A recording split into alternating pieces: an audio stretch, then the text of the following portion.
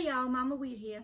Last time we were hanging out in the kitchen together, Pickle and I were grinding up some meat, some front legs, and we were showing off our Torre grinder and how beautiful that thing works.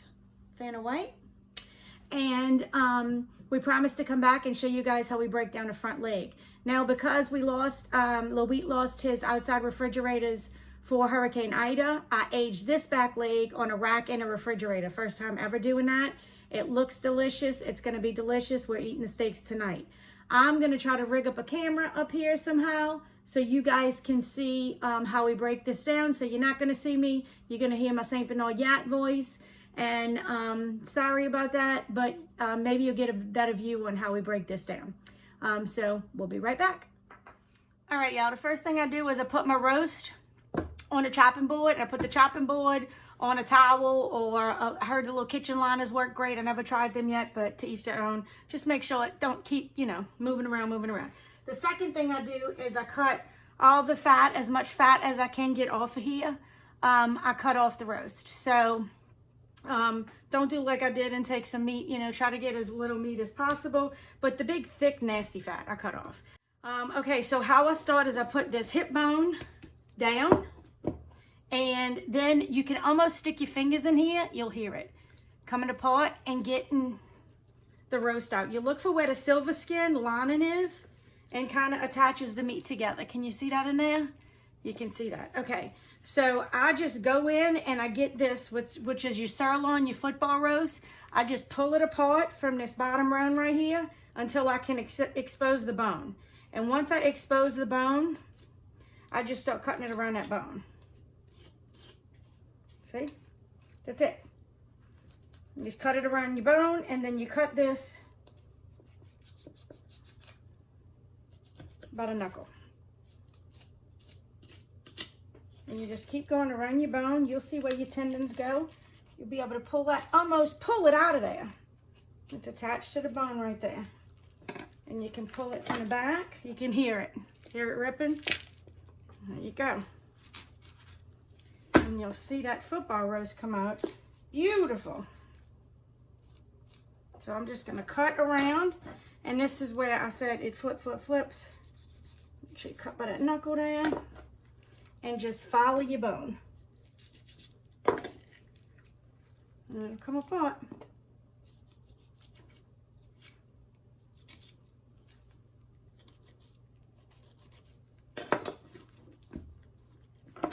And again, y'all, I'm just a mom who likes to cook. I'm not a butcher, so I don't want to hear no butchers on here giving me a bunch of flack for my technique or whatever, but. And there's your football roast.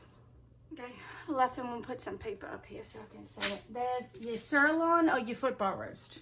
Now you go back over here and you'll see this right here. Get your fingers under there again. Y'all want to wear gloves? Y'all wear gloves. I don't. Never have.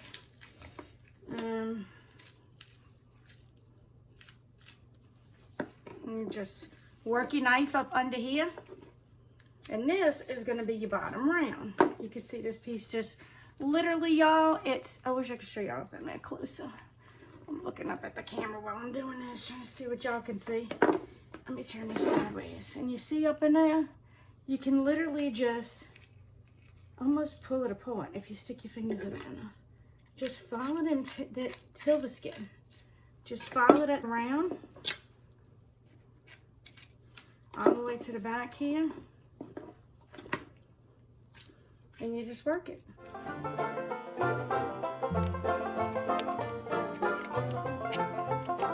And you get to a bone. Get your fingers in there and cut it away from the bone. Okay, now you have this. This is your bottom round. This is your eye round. This is connected. So you can leave this as a roast if you want to cook this as a roast, or like I do, I cut the eye off. And again, you can separate it with your fingers almost. I cut the eye off. There's your eye around. You can trim it up if you want. I use this for stew meat, but we're going to set this on the side for right now. And here is your bottom round, sorry. Here's your bottom round. We'll trim this up, and I'll use this for steaks. Now, I take this, gets separated, because this we do ossobuco with. The bottom, look at that little gland, that's the stinky gland. See that stinky gland up in there? That's why you want to make sure you cut off everything in between these rows. See that little stinky gland? Yep, there's always a gland up underneath, right underneath your top round, your bottom round, there's a little gland up in there between your top and your bottom. Okay, now you'll see another flat piece up underneath here. This is going to be your top round. So what you want to do is you just want to take it and separate it from everything else. Just follow your bone, follow your muscle groups. Like I said, if you want, you can almost separate it with your hands. I'm not strong enough to pull it apart. Follow your bone again. Cut everything off your bone. I can't wear gloves because I can't feel. I gotta feel everything. I gotta know what's going on up in there.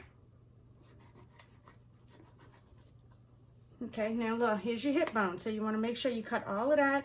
Get your knife up in there. Cut all of that meat around that bone. And you try to leave as little as possible. I'm not doing a terrific job, but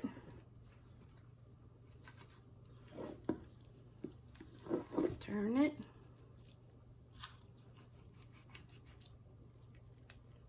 See my fingers in there. I'm surprised I didn't cut them off yet, to be honest with you. And trim it up, you know. Now this, after you trim it up, you can see the striations in it, how beautiful. This is going to be your top round. Now, the rest of this, I use for stew meat. Now, everybody might not, but this I use for stew meat. So here's a little roast up here. I cut this up for stew meat. And I stick it with my eye around. And it makes fantastic stew meat. I brown it first, stick in a pot, low and slow. Carrots, potatoes, green beans. Load it up with some peas, you know, make a nice, beautiful little stew. Put that on the side, extra meat. Now this down here, I will separate this knuckle, and we'll use this for like an ossobuco. Okay, for the bottom here, like I said, the ossobuco, what I do is I cut this little thing off, and I get up, it'll expose this knuckle. And so I get up under this knuckle, and I stick my knife in it. I break it, hurt it, and then I'll get up in here, and I'll cut it through. There you go. Yeah, when I was breaking down this bone right here to get this, look, I'm not a butcher, y'all. I stick my knives where they don't belong, and this is what happens. I didn't do it this time. I did it like a year ago, but I love this knife. I'm gonna have to find me another one. I'm on the lookout for good knives. If you guys know any great knives that I need, I like a little bevel so I can chop really good with it, but this is one of my favorite knives, and that's what happens. Okay, so I'm gonna show you how to cut the steaks. So we'll be right back with the steaks.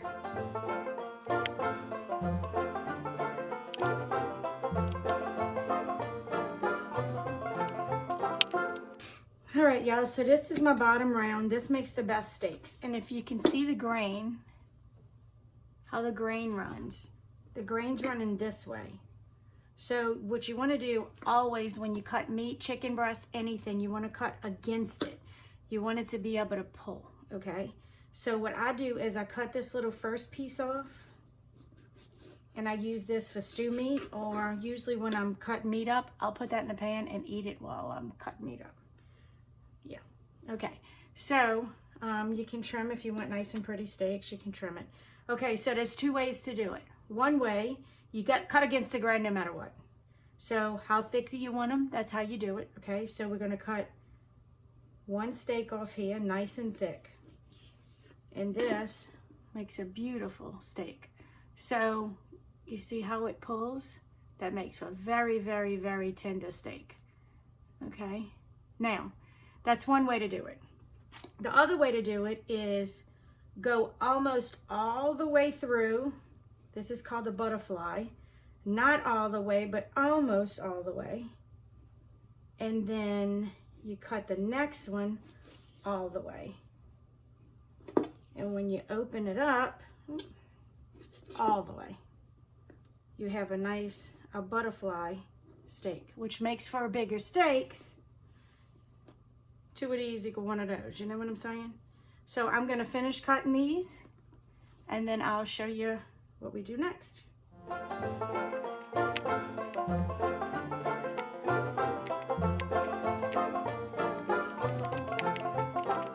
I wanted to show you even the stew meat you want to cut against the grain, okay? So you can see your grain running this way. You want to even cut against that for your stew meat. Like try to cut against it and then cut against it again if you can. You know, to cut your stew meat up. Because the more you're cutting against the grain, the more tender everything will be.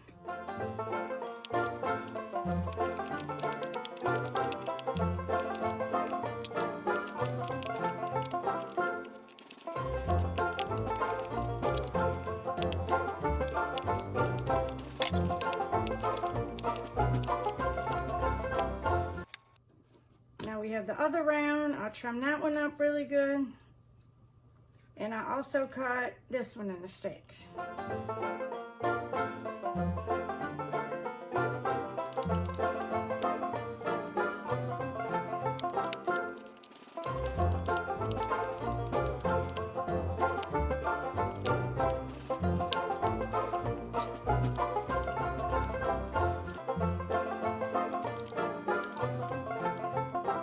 Alright y'all, I finally finished cutting everything up like I like it.